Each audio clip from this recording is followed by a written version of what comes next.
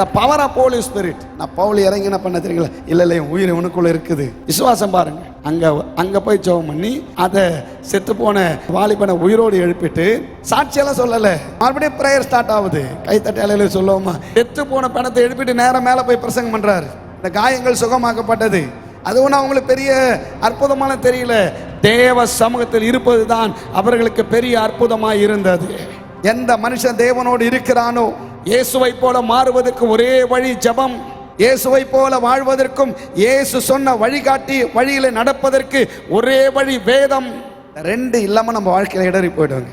எல்லாரும் சேர்ந்து சொல்லுவோம், ஜெபமும் வேதமும் என் வாழ்வில் உண்மையாய் இருக்கும் என்று சொன்னால் எந்த சோதனை என்னை அசைக்க முடியாது, எந்த பாவம் என்னை அசைக்க முடியாது, எந்த பிரச்சனை என்னை அசைக்க முடியாது.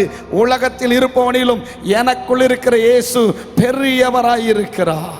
பக்கத்தில் பார்த்து சொல்லுங்க, இயேசுவுக்கு ஜெபம் தேவையே இல்லை, ஆனால் இயேசுவே ஜெபித்தார்.